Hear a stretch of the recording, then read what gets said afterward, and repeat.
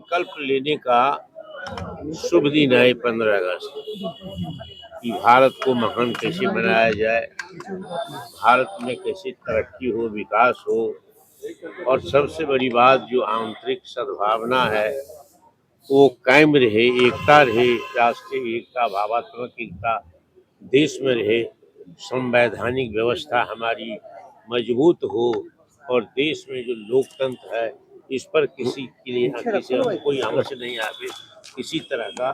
इसके लिए हम संकल्प लेंगे कि आगे एक होकर के बढ़ते रहेंगे, आगे चलते रहेंगे, देशवासियों के लिए, बिहार वासियों के लिए, पार्टी के कार्यकर्ताओं के लिए यही हमारी शुभकामना है।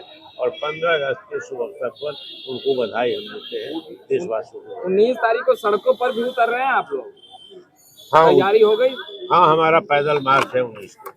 तैयारी हो गई है? तैयारी चल रही है, काफी संख्या में लोग आएंगे और हम ये राष्ट्रीय कार्यकारी अध्यक्ष तेजस्वी प्रसाद यादव के नेतृत्व में यहाँ से पैदल मार्च का कारवां प्रस्थान करेगा राजभवन तक। तिरंगा यात्रा करेंगे आप लोग? तिरंगा लेकर के तिरंगा यात्रा होगी और राष्ट्रीय झंडा हमारे हाथ में रहेगा।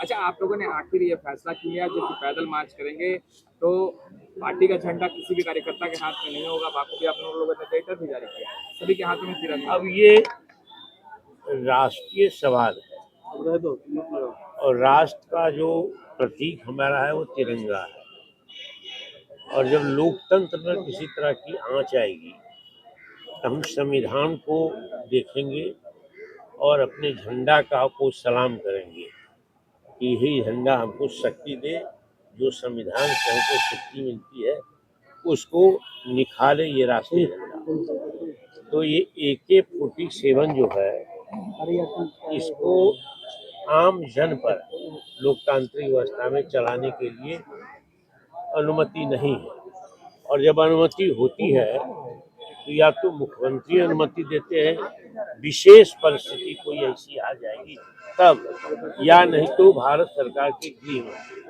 प्रधानमंत्री तो सर्वोपरि है।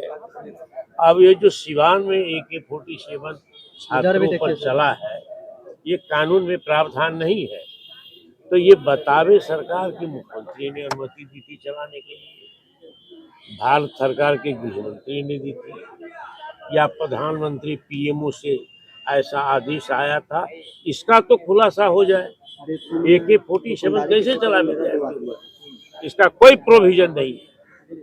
अब प्रोविजन है तो मुख्यमंत्री, भारत सरकार गृह मंत्री और फिर PMO प्रधान तो ये सारा राज को छुपाए हुए है, और आम लोगों पर, प्रदर्शनकारियों पर जो निहत्थे थे उन पर गोलियां चलाने के लिए AK-47 तान दिया, गोलियां चली, 3 छात्र अभी भी ये मेदांता में उपचारांत है।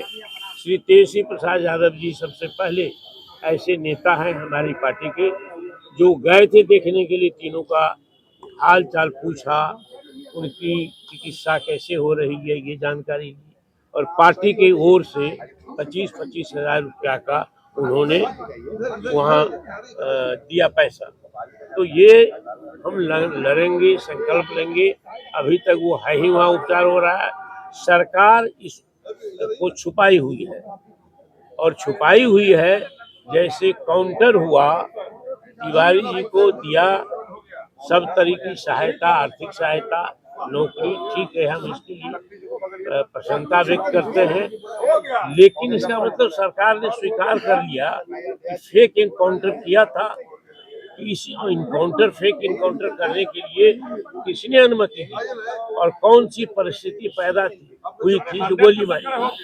तो कई तरह की ये रिवाज चलती रहेगी, लोकतंत्र कमजोर होगा, सरकार स्वयं अराजकता पैदा करेगी। जिसने अराजकता पैदा की थी उस वक्त AK-47 चलाया जबकि इसकी कोई व्यवस्था प्रावधान नहीं। तब सरकार ने जो कार्रवाई की है उसे लोक व्यवस्था में अराजकता पैदा हुई है, उसी के खिलाफ हम लोग पैदल मार्च करेंगे उस दिन।